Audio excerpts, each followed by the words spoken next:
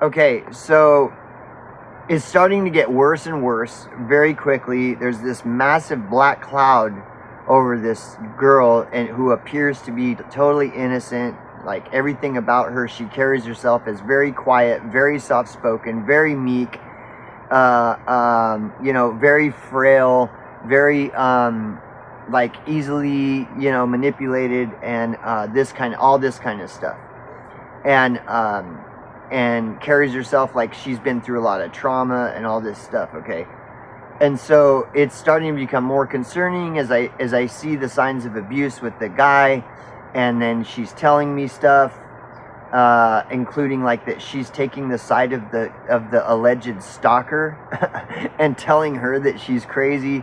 And so it's starting to become concerning to the point where I had told her like she really needs to find somebody that she can trust, that she can talk to about this stuff, and that ideally it needs to be a woman. And so the next step that I did was try to connect her with a woman. And so I just kind of asked her, so the next time we were driving, I just kind of gently brought it up, and she was open to talking. And before I forget, this might have been around that day, is that she admitted to me, she said that things that would normally make a person angry, or normally make a person happy, or normally make a person sad, that she doesn't have any feelings. And she was like really weirded out by it. And she was expressing to me concern about that, when something is happening that should make her angry, she doesn't get angry. Or if it's something that would normally make a person sad, she doesn't get sad.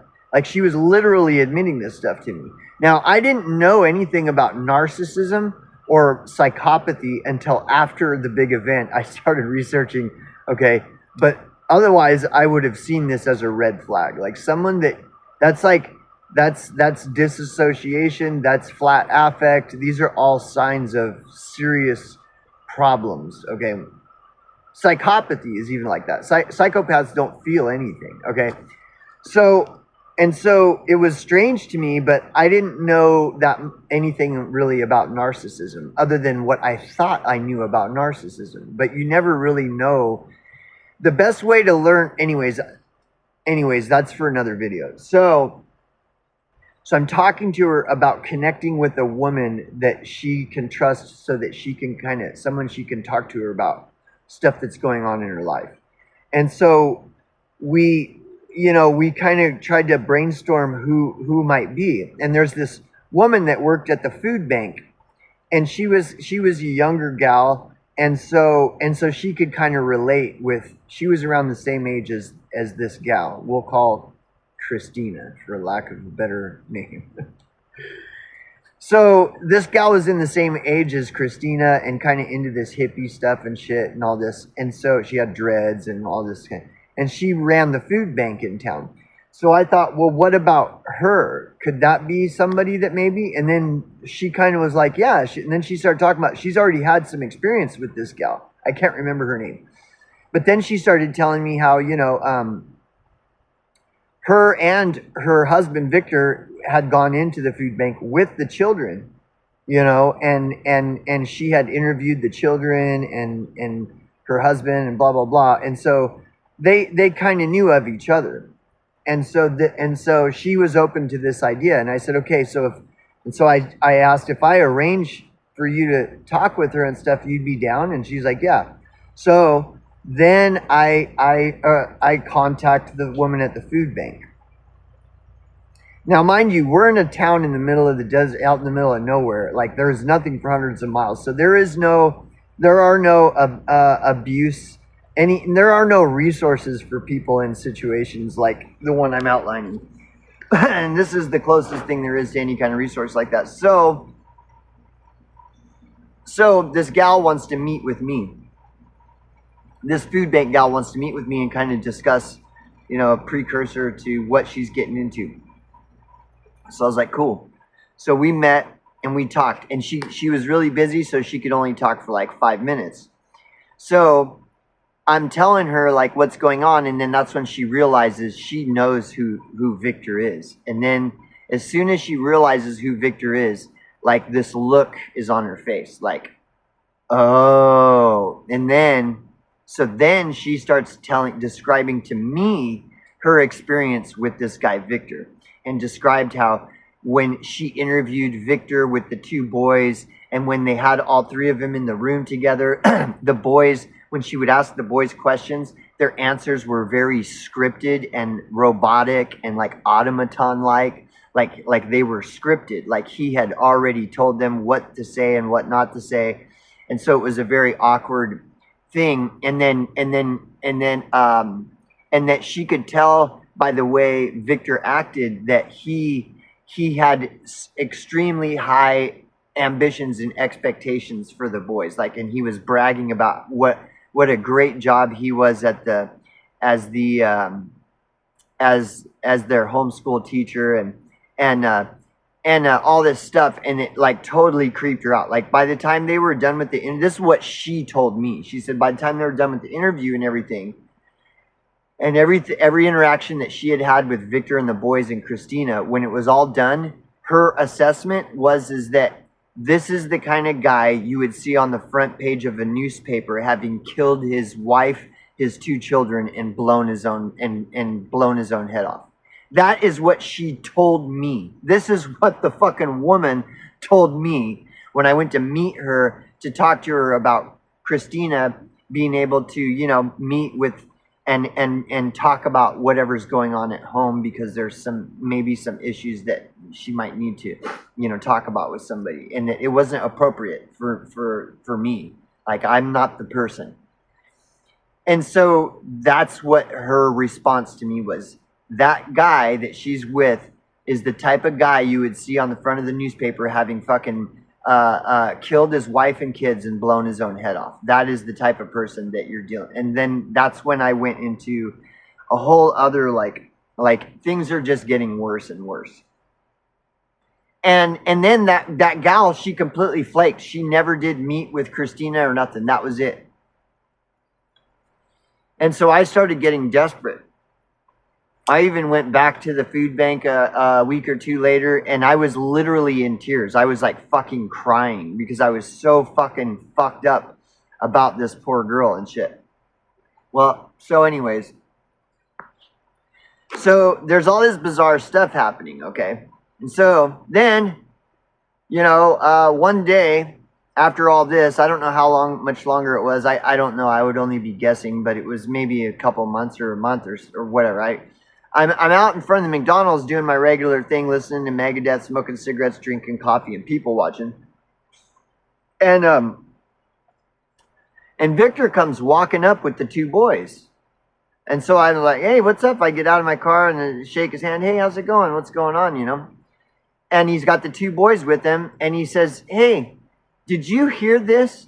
Christina says that she's in love with you. And I'm like, what? And he goes, yeah. He says, she's been telling me. You haven't heard about this? She's saying that she's in love with you, and that when anytime you come into the McDonald's, her pussy gets all wet, and sometimes it's so uncontrollable she has to run into the bathroom and masturbate.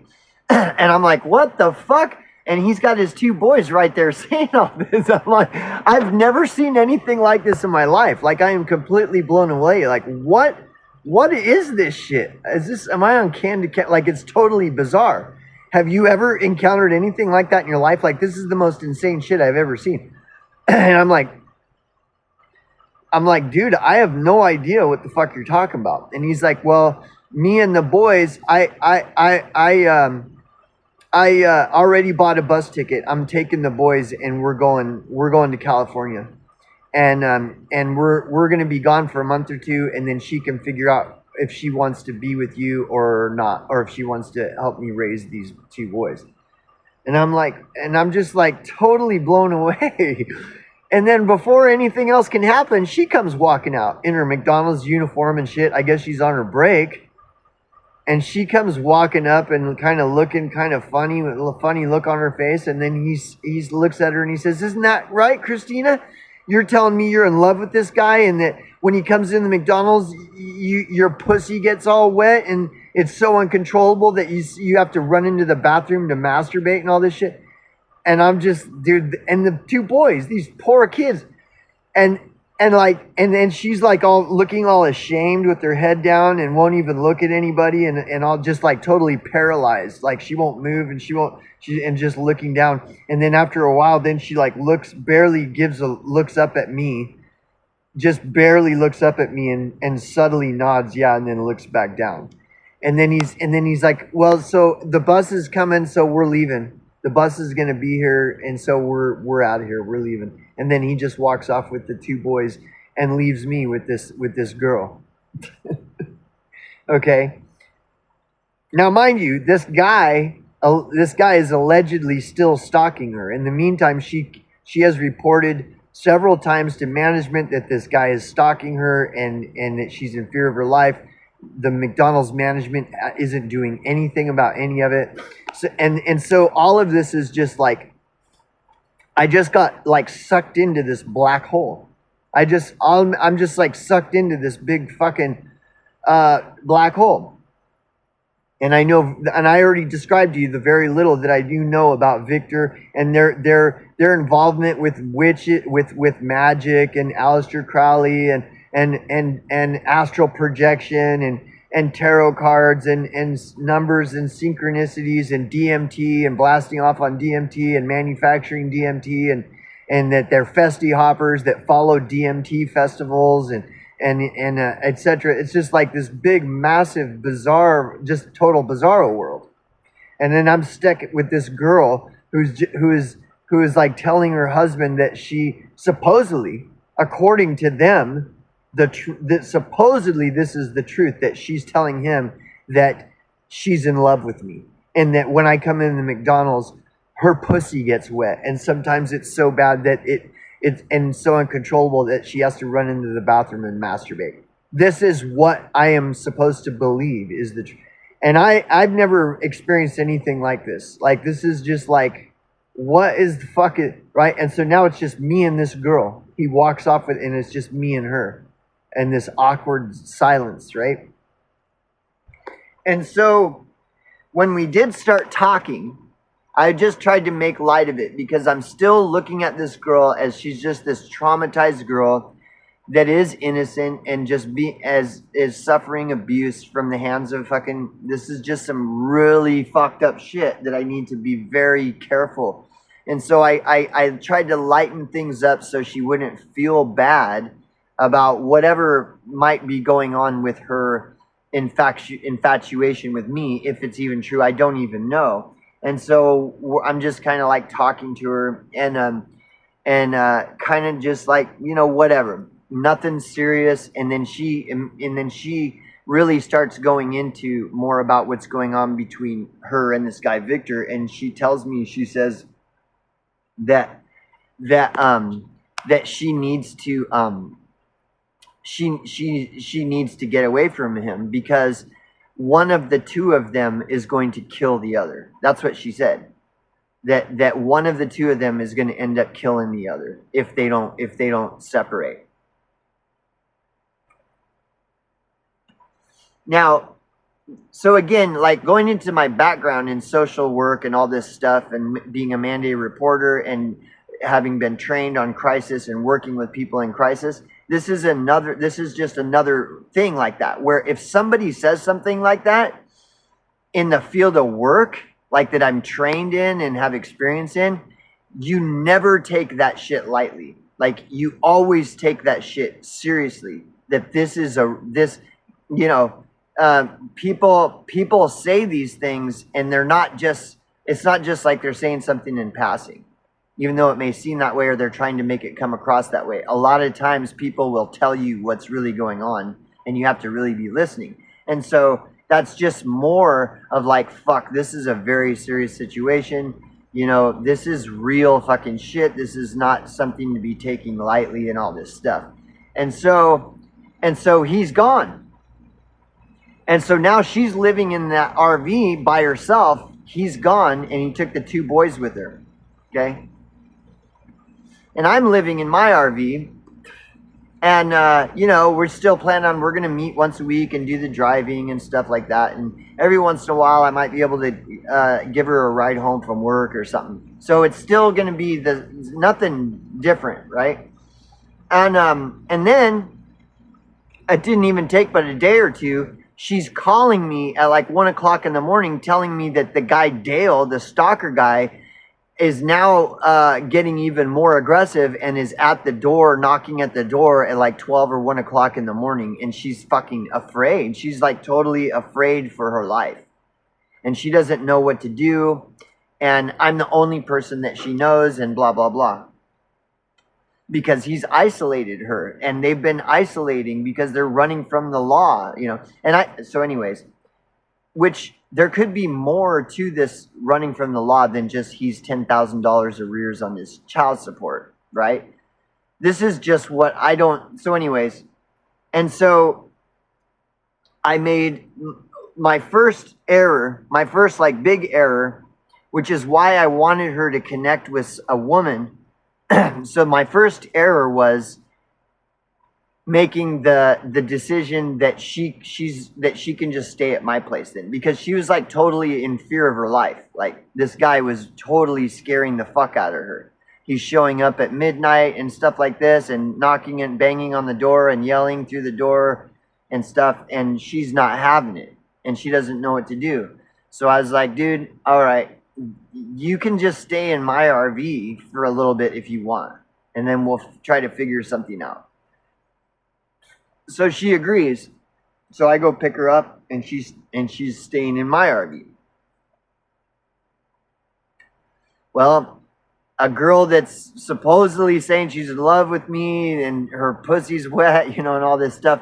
One thing quickly leads to another, and then that's it. So now this is a problem. This you don't ever want this to happen. This is why I was so desperate to get her connected with the woman at the food bank. And like I said, that I showed up crying, like I really need I can't do this by myself. And in the meantime, during all this time, like I'm trying to talk to other people in the town about that this guy is stalking her, and they don't believe her. I'm talking like women that are saying, oh, that's bullshit, and you know, that blah, blah, blah. Like they don't believe her. And like there's all kinds of crazy shit like this going on. I'm like the only person that is willing to do anything at all to help this girl throughout the entire ordeal. So of course, once she's staying at my place, then that's when, you know, it's tight quarters, you know, it's just really, so that's how I got mixed in with her. That's how it all began.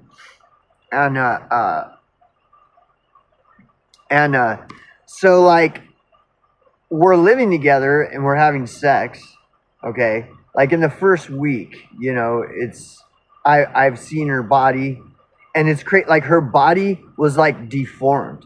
Like her body, there was so much stress in her body from all this trauma, and most of it she wouldn't talk about, but you could see it all over her face. But her body, like her back was like practically deformed, like a mild version of the Elephant Man, you know. And it was just unbelievable. Like this poor girl, like is fucking just taking a physical, mental beating, like being just tortured and shit. And it was like shocking to me, man. And then that's when I saw her tattoos, and she had the big Necronomicon tattoo. She had a Grim Reaper tattoo on her back, a large Necronomicon tattoo, which is, if you don't know what the Necronomicon symbol is, it's like one of the most renowned and well-known satanic symbols. Like Satanists revere the symbol of the Necronomicon. Like it is a main staple of satanic symbology, you know. And so she had a big tattoo of that. She had check this out. She had a tattoo of the Monster drink on her, as a tramp stamp. She had a tramp stamp of the Monster drink logo. and it was poorly done and everything. And then she had a tattoo of a Grim Reaper that was green, a green skulled Grim Reaper, and it was, the horse was like flying. He was riding a horse and it was flying, like really bizarre tattoos. And then she had one in the center of her chest that was like a skull with like a heart or something, and like wings coming out of it, and a spider web and shit.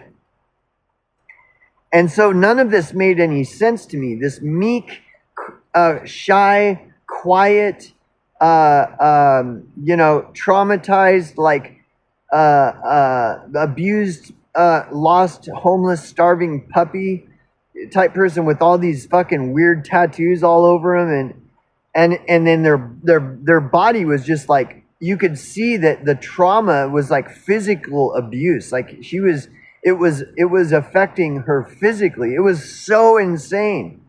Okay.